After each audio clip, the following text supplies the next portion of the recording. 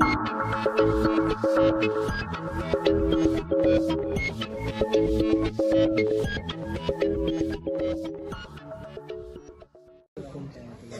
Minute का समय रहेगा वक्तव्य रखने के लिए। सदन पटल पर नेता पक्ष आमंत्रित है।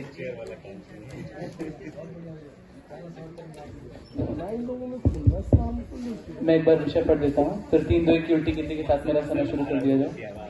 विषय है, दार्शनिकों का यह सदन एक ऐसे विश्व को वरीयता देगा जहां लोगों के पास छल करने की क्षमता नहीं होगी। विषय के पुरजोर पक्ष में मैं नेता पक्ष 3-2-1। महोदय, सबसे पहले जान लेते हैं दार्शनिक कौन होते हैं। दार्शनिक वे लोग होते हैं जो दर्शन के विभिन्न विषयों के ऊपर अपना मत प्रकट करते हैं और उस पर विश्लेषण करते हैं। हालांकि दर्शन केवल विवेचन या विश्लेषण ही नहीं है, दर्शन विश्व में, समाज में बदलाव तथा परिवर्तन का मूल भी है। अब महोदय ये जान लेते हैं कि दार्शनिकों के का गोल क्या होता है। दार्शनिकों का एक गोल होता है कि वो समस्याओं का निवारण करें। वो समस्याएं जो दर्शन की समस्याएं उनका निवारण करें और साथ ही साथ जो विश्व की समस्याएं उनका निवारण करें। इनका गोल है कि विश्व में कैसे शांति और कोऑपरेशन लाई जाए, क्योंकि इनका जो मेन गोल है कि दर्शन की जो समस्याएं तथा विश्व की जो समस्याएं उनका निवारण हो, उसके लिए सबसे पहला स्टेप है कि कैसे विश्व में शांति और कोऑपरेशन को एस्टैब्लिश किया जाए, क्योंकि शांति और कोऑपरेशन के बाद ही जो दर्शन है उस पर बात करी जा सकती है। जब तक व्यक्ति के जब तक आसपास एक तरह से शांति का माहौल नहीं होगा, तब तक दर्शन पर बात नहीं की जा सकती। इसके अलावा जब शांति होगी तभी जो इसी के कारण डायलेक्टिक्स पर बात हो पाएगी। इसी के कारण जो थीसिस और सिंथेसिस का जो प्रक्रम है, जिसके कारण जिस एक तरह से जिस यंत्र पर दर्शन चलता है वो आगे बढ़ पाएगा। अब महोदय हम जान लेते हैं विश्व क्या है। विश्व वह संसार में जिसमें हम सभी रहते हैं और जिसमें हम सभी बात करते हैं। अब महोदय ये विषय क्या है? ये विषय वरीयता का है। वरीयता किस पर देनी है? वरीयता हमें एक ऐसे विश्व पर देनी है जहां पर छल करने की क्षमता है मनुष्य के पास। अब क्षमता क्या है महोदय? क्षमता है किसी भी कार्य को करने की सामर्थ्य, किसी भी कार्य को करने की शक्ति, उसकी किसी भी कार्य करने की पावर। अब मतलब लोग कैसे होते हैं, लोगों को जान लिया जाए। लोग, ह्यूमन नेचर क्या होता है महोदय? ह्यूमन नेचर एक तरह से उसको दो भागों में डिवाइड करा जा सकता है। एक उसका अपर सेल्फ होता है और एक उसका लोअर सेल्फ होता है। जो उसका अपर सेल्फ होता है, उस अपर सेल्फ में क्या होती है, मोरालिटी की बात वो करता है। उसका अपर सेल्फ उसका एक हायर सेल्फ होता है। वहीं जो उसका लोअर सेल्फ होता है वो उसका एक सेल्फिश और ब्रिटिश और नास्ती नेचर प्रस्तुत करता है। अब महोदय जो ह्यूमन नेचर की यही एक तरह से देख लिया जाए तो ये कमी ही है कि जब उसकी जो डोमिनेटिंग प्रवृत्ति होती है, यदि हम उसे छल करने की क्षमता दे देंगे तो जो उसकी डोमिनेटिंग प्रवृत्ति है वो उसका सेल्फिश, ब्रिटिश और नास्ती नेचर हो जाएगा, जो कि विश्व शांति को एक तरह से प्रभावित करेगा, विश्व में एक तरह से सामंजस्य को प्रभावित करेगा। वो मैं आगे बताऊंगा कैसे करेगा। अब महोदय जब मनुष्य पूर्ण रूप से स्वतंत्र हो जाएगा, जब व्यक्ति के अंदर छल करने की क्षमता हो जाएगी, तो वो क्या करेगा? अब जान लेते हैं छल क्या है महोदय। छल है अपने स्वार्थ के लिए किसी दूसरे का अहित कर देना, अर्थात जानबूझकर अपने फायदे के लिए या जानते हुए कि इससे किसी और का नुकसान होगा उस कार्य को करना। अब महोदय जान लेते हैं कि छल करने की क्षमता जब नहीं होगी तो उसका क्या प्रभाव पड़ेगा, उससे कैसे उसे हम क्यों दार्शनिकों के सदन में बैठकर सपोर्ट करना चाहेंगे। महोदय सबसे पहले इससे क्या होगा, विश्व में जब छल करने की क्षमता नहीं होगी व्यक्ति के अंदर, तो जो उसका लोअर सेल्फ है, लोअर सेल्फ कब विकसित होता है? जब तक लोअर सेल्फ में रिस्ट्रिक्शंस लगे होते हैं, जब तक उसके ऊपर कोई पावर बैठी होती, तब तक वो लोअर सेल्फ तो कंट्रोल में रहता है। पर जहां मनुष्य को स्वतंत्रता मिल जाती, जहां व्यक्ति को स्वतंत्रता मिल जाती, वहीं वो उसका लोअर सेल्फ एक तरह से हावी होने लगता है उसके हायर सेल्फ के ऊपर। तो इसलिए वहां पर जो उसका सेल्फिश और नास्टी नेचर वो बढ़ जाता है। पर जब हम एक तरह से उसके अंदर की जो छल करने की क्षमता उसको ही छीन लेंगे, तो जो उसका लोअर सेल्फ है वो दब जाएगा। वो कैसे दब जाएगा मैं आपको बताता हूँ। वर्तमान समाज की समस्याएं क्या है महोदय? वर्तमान समाज की अभी एक एकदम रिलेवेंट समस्या है विभिन्न देशों के बीच में युद्ध की समस्या। जैसे कि हम देख रहे हैं रशिया यूक्रेन का कॉन्फ्लिक्ट हो रहा है, इजराइल और गाजा का कॉन्फ्लिक्ट हो रहा है। इसका कारण क्या है? इसका कारण है स्वार्थ, और स्वार्थ के साथ साथ सामर्थ्य आ जाना। अब महोदय सामर्थ्य कब आएगा? सामर्थ्य किसी भी रूप में आ सकता है, वो आर्थिक रूप में आ सकता है और अन्य रूपों में भी आ सकता है। पर छल करने की क्षमता किसी भी प्रकार से जैसे ही शक्ति बढ़ती है, उसकी जो छल करने की इनहेरेंट क्षमता है जो कि उसके लोअर सेल्फ में एग्जिस्ट करती है, वो अपने आप बढ़ जाती है। जब उसकी छल करने की क्षमता बढ़ जाएगी तो उससे कैसे कैसे समस्याएं डेवलप होंगी। जो समाज में इनइक्वालिटी है, इनइक्वालिटी किस प्रकार से? सोशल, इकोनॉमिक, पॉलिटिकल, अन्य रूपों की जो इनइक्वालिटी है, तो वो इनइक्वालिटी भी कब बढ़ती है? जब व्यक्ति को छल करने की क्षमता दे दी जाती है। अब महोदय दार्शनिक है, दार्शनिकों का गोल क्या है? इनइक्वालिटी के कारण क्या होता है, जब छल करने की क्षमता दी जाती है तो क्या होता है, जो वंचित वर्ग है उस तक दर्शन कभी पहुंच ही नहीं पाता। दार्शनिक क्या चाहते हैं, दार्शनिक चाहते हैं कि जो दर्शन की समस्या है उनका निवारण और दर्शन ज्यादा से ज्यादा व्यापक रूप से संपूर्ण विश्व में फैले। पर जब छल आता है, जब स्वार्थ आ जाता है, तो समाज में आ जाती है असमानता। जैसे कि मैं बताना चाहूंगा सोशल इनइक्वालिटी कैसे आती है। सोशल इनइक्वालिटी क्या होती है मतलब, ये हायरार्की पर आधारित होती है। जो कुछ लोग होते हैं जिनके पास किसी भी प्रकार की शक्ति होती है, वो खुद को सोशल पॉलिटिकल हायरार्की में और ज्यादा पावरफुल बना लेते हैं और वो उस स्टेटस को मेंटेन करते रहते हैं।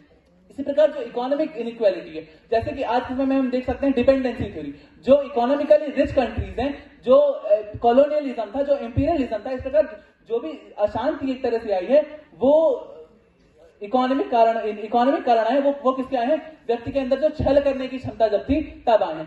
तो उसके अलावा वंचितों तक दर्शन कभी पहुंच ही नहीं पाएगा यदि व्यक्ति के अंदर छल करने की क्षमता होगी। इसीलिए महोदय, जो हमारा पैराडाइम है, जहां पर व्यक्ति के अंदर छल करने की क्षमता ही नहीं है, उस पैराडाइम में व्यक्ति, जो समाज में इनइक्वालिटी है, वो कभी जन्म ही नहीं लेगी। और जो कोई व्यक्ति मतलब किसी के पास सामर्थ्य भी बहुत अधिक, किसी के पास यदि सामर्थ्य भी आ जाएगा तो भी उसकी जो स्वार्थ की प्रवृत्ति है, उसकी जो लोअर सेल्फ है, वो एक तरह से प्रभावी नहीं होगी। महोदय, समाज मैकियावेली आईआर के बारे में कहते हैं कि जो एक तरह से जो ह्यूमन होना चाहिए, वो कि लॉयन और फॉक्स की उसमें वो क्वालिटीज बताना चाहते हैं। तो लॉयन और फॉक्स की क्वालिटीज क्या बताते हैं? फॉक्स यहाँ पर क्या किसका प्रतीक है? फॉक्स यहाँ पर प्रतीक है, छल का प्रतीक है। और लॉयन किसका प्रतीक है? वो है सामर्थ्य का प्रतीक। तो छल करने की जब क्षमता आ जाएगी, उनका जो राजा है वो कैसा है? वो एकदम बहुत ही कनिंग है, वो बहुत ही टोटलिटेरियन है। वो क्या करता है महोदय, वो जो वंचित वर्ग है उसको हमेशा वंचित ही रहने देना चाहता है। इसलिए जब छल और क्षमता आपस में मिल जाते हैं तो यही होता है। अब महोदय, इसके मैं अन्य आयामों पर आना चाहूंगा। दर्शन की मूल प्रवृत्ति से भटका देता है क्या? छल। दर्शन का विकास कब होगा महोदय? दर्शन का विकास तभी होगा जब चिंतन होगा। जैसे कि सुकरात का उदाहरण लेते हैं। सुकरात के खिलाफ जो सोफिस्ट थे, उन्होंने क्या किया? उन्होंने सुकरात के खिलाफ छल किया, उनके खिलाफ ऐसा माहौल बनाया। तो जो दर्शन का विकास कब होगा?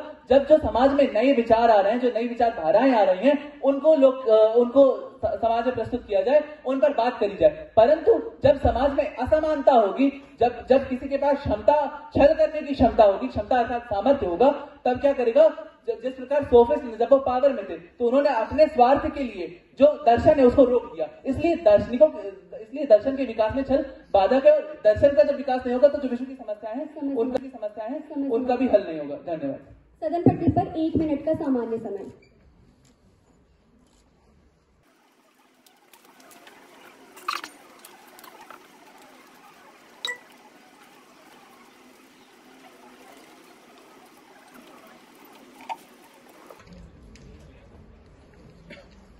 सदन पटल पर नेता विपक्ष आमंत्रित है।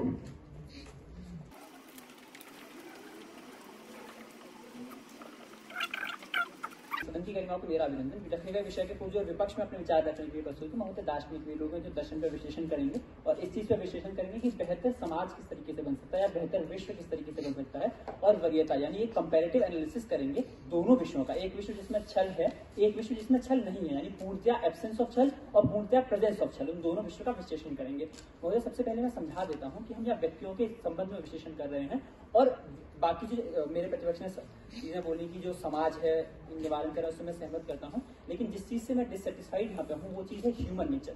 बहुत ह्यूमन नेचर में जो मेरे प्रतिपक्ष ने अपर सेल्फ और लोअर सेल्फ का आइडिया बताया, उसमें जो अपर सेल्फ है वो ह्यूमन नेचर में एग्जिस्ट नहीं करता। Human nature completely nasty, brutish और सेल्फिश है। यानी ह्यूमन नेचर है वो कंप्लीटली इंडिविजुअलिस्टिक है, एक नास्टी नेचर है, एक ब्रूटिश नेचर है। और यानी ह्यूमन जो है वो इंडिविजुअली चाहता है कि पावर को परस्यू करे, वो इंडिविजुअली इन सारी चीजों को चाहता है। अब महोदय, हमको समझना है कि छल क्या है, जो इन्होंने स्वार्थ से इक्वेट किया। स्वार्थ ह्यूमन की उन क्वालिटीज में से एक है। छल हमें एक ऐसी क्वालिटी है जो बाहर से डालने की बात कर रहे हैं, यानी छल और स्वार्थ एक नहीं है। स्वार्थ ह्यूमन की क्वालिटी है जो ह्यूमन अपने लिए परस्यू कर रहा है। छल का बहुत अर्थ होता है कि जो रियलिटी है, ये रियलिटी जो मैंने बताई, ह्यूमन लाइफ की रियलिटी बताई, इसको न बताना, यानी वास्तविकता को न प्रस्तुत करना छल की परिभाषा में आएगा, जिसके ऊपर मैं अपने पूरे भार को रखूंगा। अब महोदय, हमको समझना पड़ेगा, पहले मैं अपने भार को सिद्ध कर देता हूँ। महोदय, जब भी हम समाज की बात कर रहे हैं, विश्व की बात कर रहे हैं, तो हमें ये समझना पड़ेगा कि सबसे पहली चीज ये है कि इस छल वाले विश्व के फायदे क्या है। सबसे पहला फायदा महोदय ये है कि हम ये दार्शनिक के सदन में बैठे ये भी मानते हैं कि जो ह्यूमन लाइफ है वो वन टाइम है, मतलब हम रीबर्थ नहीं करते हैं, ये रियलिटी है। अब महोदय हमको समझना है कि हमको समाज निर्माण करना है और समाज निर्माण के साथ साथ ह्यूमन को बचा के भी रखना है, यानी ह्यूमन डिग्निटी को भी बचा के रखना है।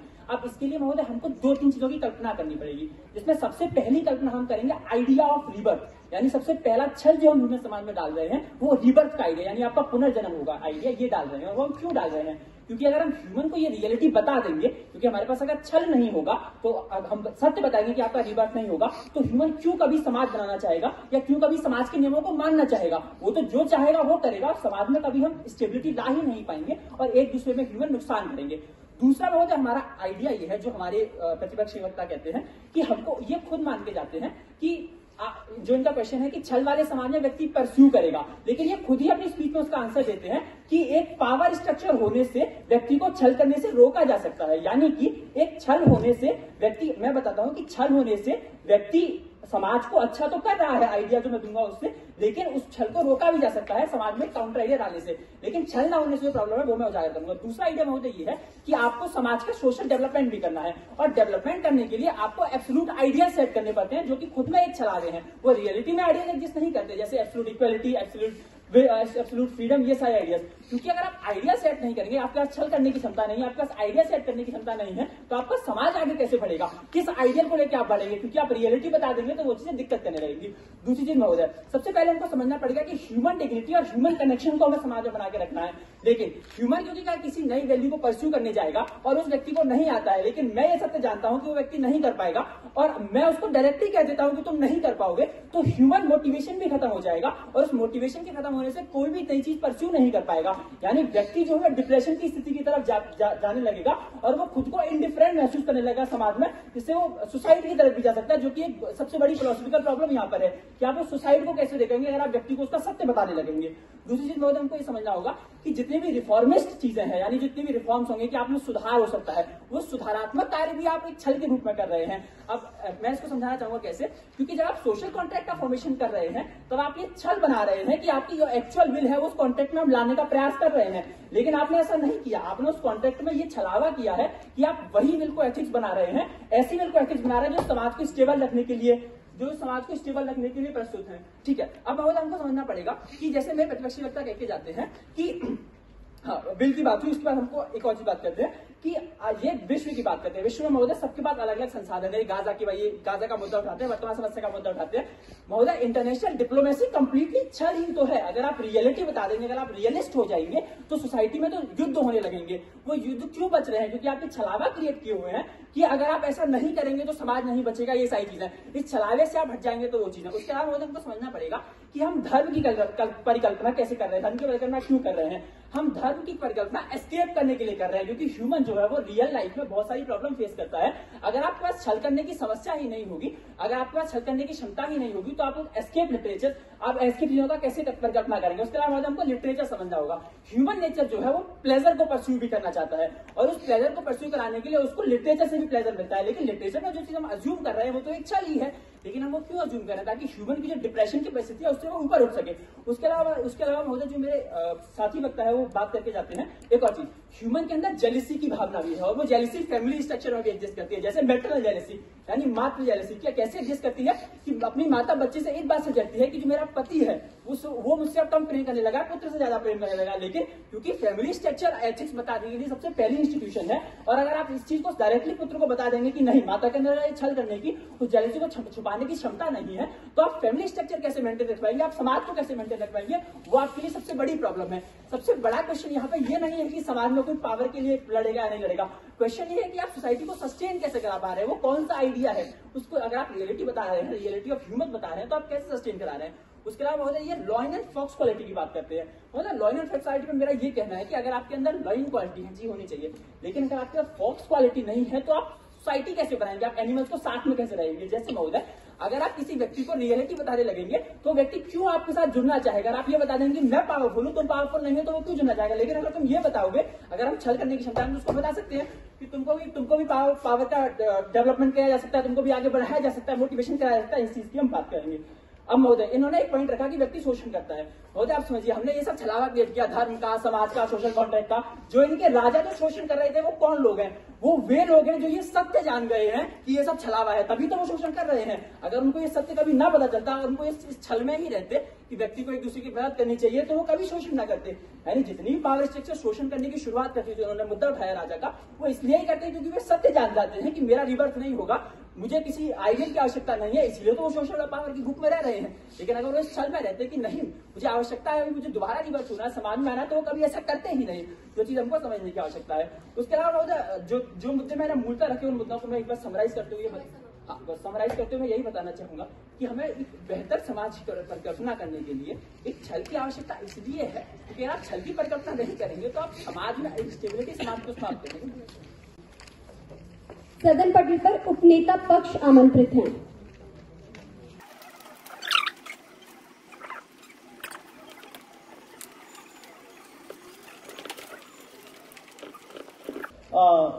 टीम 2 की उल्टी गिनती के साथ समय सीमा प्रारंभ कीजिएगा। इस बार मेरे को ये कंफर्म कर दीजिए आवाज से जी।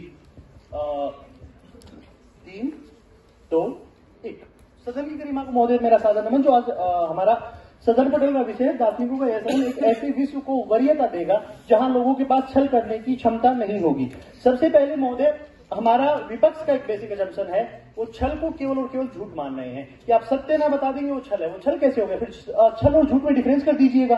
दूसरी बात, हमारा छल क्यों सदन पटल पर यह मान्य हो रहा है? क्योंकि हम केवल स्वार्थ को छल नहीं बता रहे हैं। हमने छल की पूरी परिभाषा मेरे साथी वक्ता देके गए कि अपने स्वार्थ के लिए किसी दूसरे का अहित कर देना, मतलब उसको एक ऐसी सिचुएशन में डाला जिससे उसका फायदा हो रहा है, वो छल होता है, वो रियल मायने में। दूसरी बात पे आते हैं, दार्शनिकों के सदन में बैठे हैं तो आपने यह कैसे मान लिया कि रीबर्थ जो है वो नहीं होता है?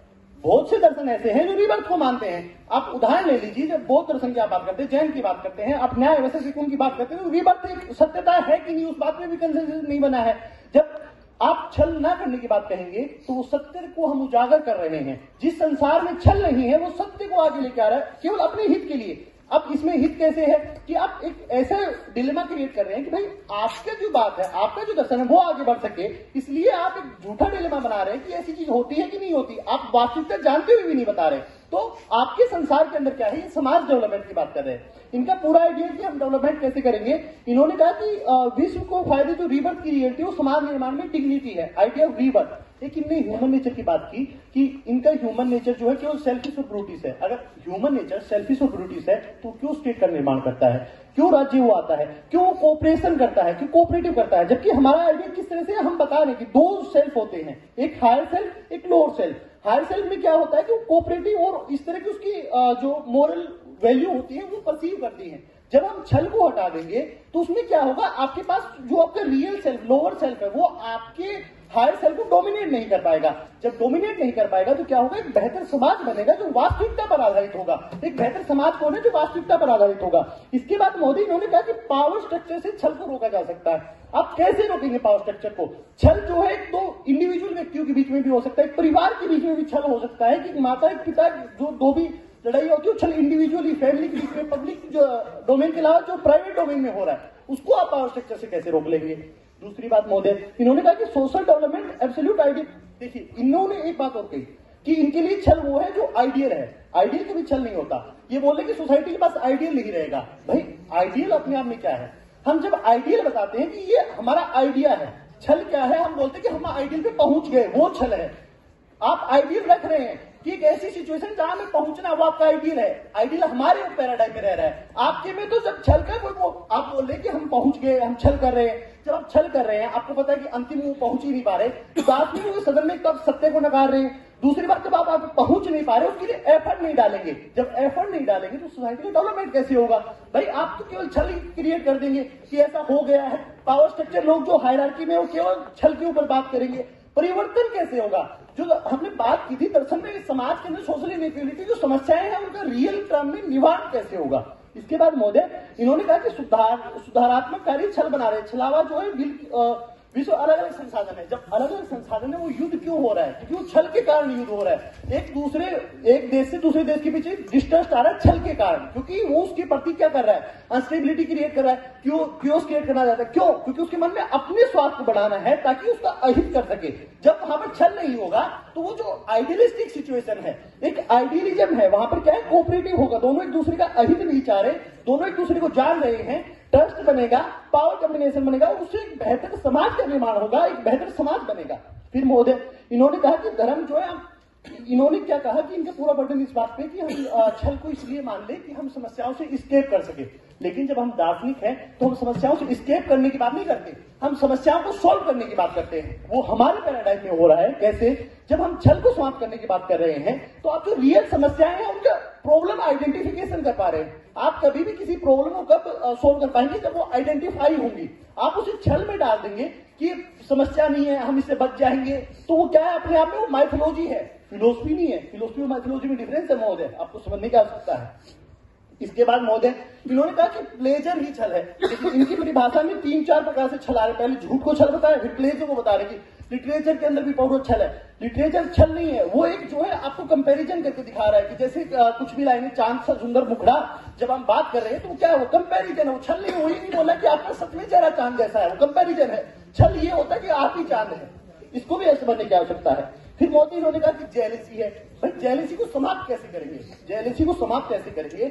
जब आप एक दूसरे के बारे में इस बात को समझेंगे तो उस बात को आगे आने देंगे। जेल से छुपाएंगे, आपके छल होगा तो आपको एक मौका मिल रहा है समाज के अंदर क्राइम करने का, समाज को डिमोलिश करने का, समाज को डिकंस्ट्रक्ट करने का, समाज को बैक ले जाने का, समाज में अंधकार युग लाने का। देखिए महोदय, अब इसके आगे इन्होंने एक साइकोलॉजिकल पॉइंट बोला कि सोसाइटी के अंदर जो मैट्रियार्की है, माता के अंदर पिता के प्रति वो भाव आ जाता है। क्यों आ जाता है?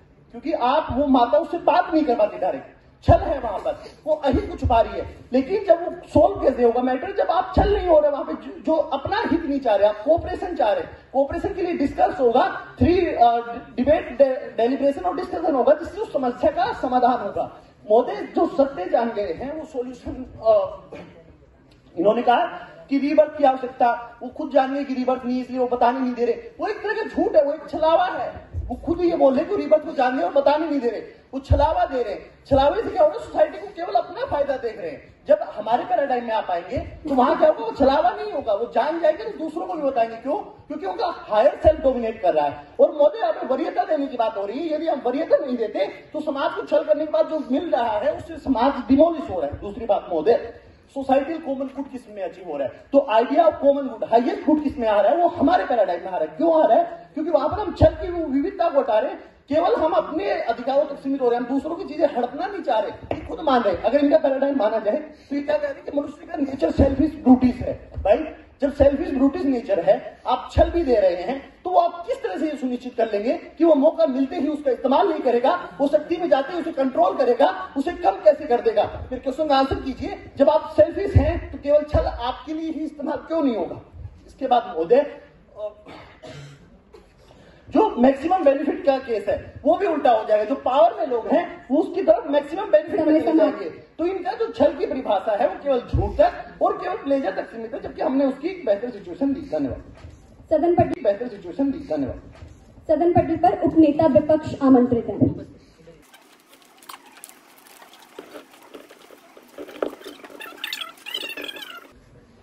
3, 2, 1। दार्शनिकों का यह सदन एक ऐसे विश्व को वरीयता देगा जहां लोगों के पास छल करने की क्षमता नहीं होगी। कि पुरजोर विपक्ष में मैं अपने वक्तव्य के साथ, विपक्ष आता है और वो कहता है कि भी छल हमेशा स्वार्थ के लिए किया जाता है और उसमें हमेशा फायदा होता है। नहीं महोदय, स्वार्थ मैं बिना किसी का नुकसान किए भी कर सकता हूँ, अपने स्वार्थ का पूर्ण कर सकता हूँ। जैसे मेरा स्वार्थ है पढ़ाई करना और मैं पढ़ाई कर सकता हूँ जिसमें किसी का नुकसान नहीं है। लेकिन छल एक ब्रॉड पर्सपेक्टिव में जब हम बता रहे हैं, छल ये है कि जहां मैं किसी को वास्तविकता नहीं बता रहा हूँ, जो वास्तविक में हो रहा है मैं उसे कुछ और बता रहा हूँ, यानी वो क्या है? छल है इस समाज में। वो कहते हैं कि ये रीबर्थ का आइडिया आज के समाज में आपको कैसे पता चल गया? क्योंकि हमने देखा है कि आज के समाज में कोई दोबारा नहीं आया और हमने इसीलिए इस समाज में एक आइडिया बनाया है रीबर्थ का, जिसके अंदर हमने बताया कि तुम ये काम करोगे तो तुम्हारा दोबारा जन्म हो जाएगा। और वो काम क्या है? वो सोसाइटी के एथिक्स हैं। अब बात करते हैं कि भी वो बात करके जाते हैं जब ह्यूमन का नेचर ही ब्रूटल है, नेस्टी है, तो उसने बना कैसे लिया? वो छल को अच्छे से यूज क्यों करेगा? क्योंकि मेरे को पता है, मैं भी नेस्टी हूं, सामने वाला भी मेरा नुकसान कर सकता है, मैं भी कर सकता हूं। इसीलिए मैंने एक ऐसा छल बनाया कि भी कोई किसी का नुकसान नहीं करेगा, वरना क्या हो जाएगा, हम हमारा यहाँ पे जीना मुश्किल हो जाएगा।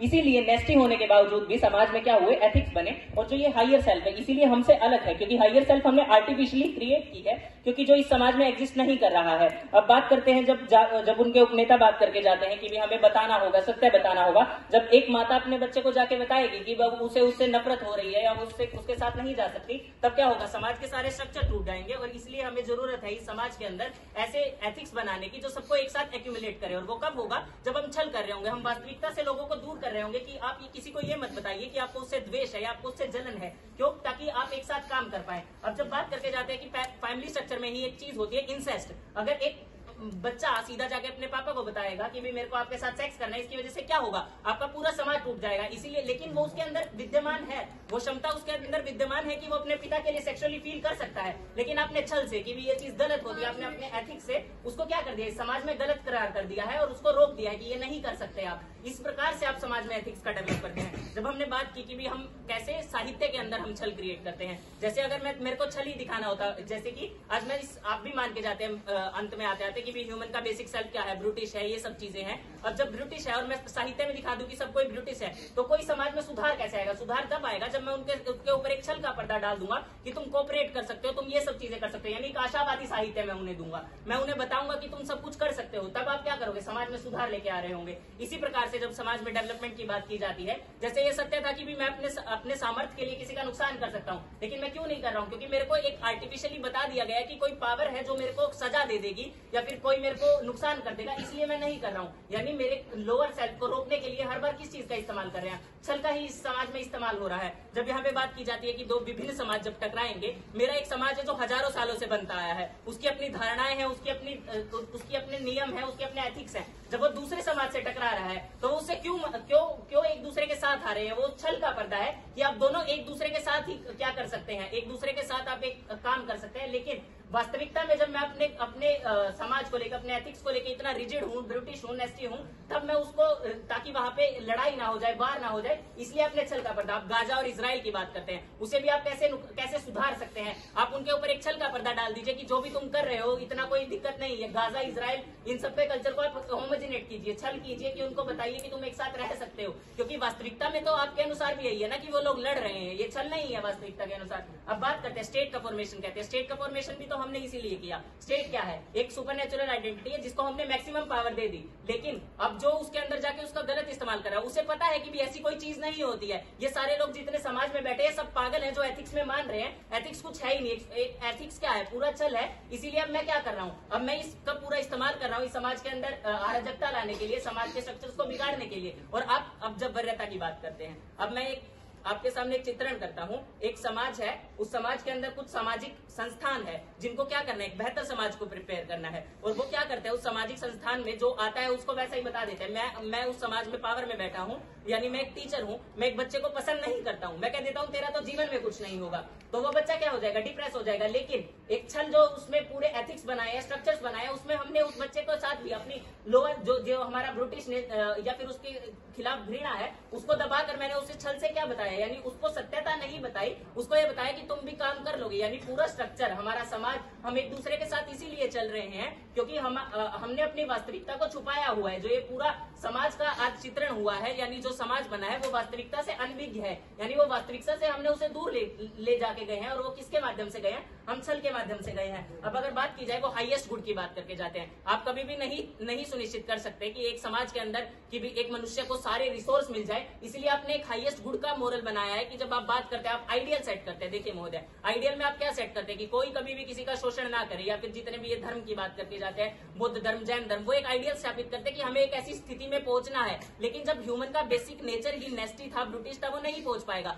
लेकिन आप बार बार उनको क्या कर रहे हो, भ्रम में आप उनके साथ छल कर रहे हो कि आपको यहाँ तक जाना है और उसके लिए काम करवाते जा रहे हो। तो आपके सारे आइडियल जितने भी है आपके समाज में, अगर आप आइडियल देखेंगे तो आपके आइडियल कौन होंगे, जो किसी का नुकसान नहीं कर रहे, या फिर ऐसे चित्रण करवाए जाएगा, जबकि आज के समाज में ऐसा कुछ एग्जिस्ट नहीं कर रहा है। तो आपको आज के समाज के लिए वरीयता देने की जब बात आएगी तो आप हर बार सत्य को आगे नहीं लेके आ सकते। आप नहीं बता सकते कि सत्य को कि भी मैं तुमसे बुरा फील करता हूँ। हो सकता है मैं यहाँ पे बैठे हुए कितनों के साथ जलन महसूस कर रहा हूँ, अगर मैं सामने से बता दूं ये है तो क्योंकि ह्यूमन अपने आप को अपनी आइडेंटिटी को लेके इतना प्रिजर्व करता है तो मेरे से भी नुकसान करने लगा, मेरा नुकसान होगा। यहाँ पे भी मैं छल ही कर रहा हूँ कि मैं सबका इज्जत कर रहा हूँ या फिर ये सब चीजें कर रहा हूँ। तो इसलिए जरूरी हो जाता है इस समाज के अंदर कि भी मैं अपना समाज, मेरा परिप्रेक्ष्य कैसा है उसके अनुसार मैं अपने एथिक्स बनाऊं और एथिक्स बना के मैं इस समाज को कैसे सुचारू रूप से चला सकूं। अब इनके जो जितनी भी बात करके जाते हैं, ये एक बात करते हैं कंपैरिजन की कि भी चांद सा सुंदर मुखड़ा, वो किस लिए कर रहा है? हो सकता है कि भी मेरे को उस समाज में रिश्ते के अंदर बने रहना, इसलिए मैं ये कर रहा हूँ, मेरे को ना अच्छा लग रहा हो। और जितनी बार भी आप बात करने की बात करते हैं, अगर मैं किसी को सामने से जाके बता दूं मैं तेरा मर्डर करना चाहता हूँ और वो कहते मैं भी चाहता हूँ, तो दोनों मर्डर कर देंगे। लेकिन नहीं, आपने क्या बताया, आपने एक ऐसा एथिक्स बना लिया है कि भी नहीं आप ऐसा नहीं कर सकते। और उस छल के लिए वो जो एथिक्स सारे के सारे छल है इस समाज के अंदर जो एग्जिस्ट करते हैं, हम ये नहीं करते हैं। और मेरे अनुसार तो चांद भी सुंदर नहीं है। अगर जितनी भी आप बात कर रहे हैं तो आपको इस समाज के अंदर क्या करना है? आपको इस समाज के अंदर ऐसे नियम बनाने हैं जो समाज की बुराइयों को छुपा दे, यानी छल करे। आप कभी भी ये नहीं बताते इस समाज के अंदर कि भी आप कभी भी दोबारा जन्म नहीं ले सकते या ईश्वर जैसी कोई एंटिटी एग्जिस्ट नहीं करती। फिर भी आपने ईश्वर एग्जिस्ट कराया, क्यों? क्योंकि वो मैं खत्म करता हूँ। फिर भी आपने इस समाज के अंदर ईश्वर एग्जिस्ट कराया कि आप कुछ अच्छा करेंगे तो आपको कुछ ना कुछ आके दे देगा। इसीलिए इस समाज को हमने जितनी बार भी एग्जिस्ट कराया हमने छल के बेस पे ही करा। धन्यवाद जी, धन्यवाद। प्रश्नोत्तरी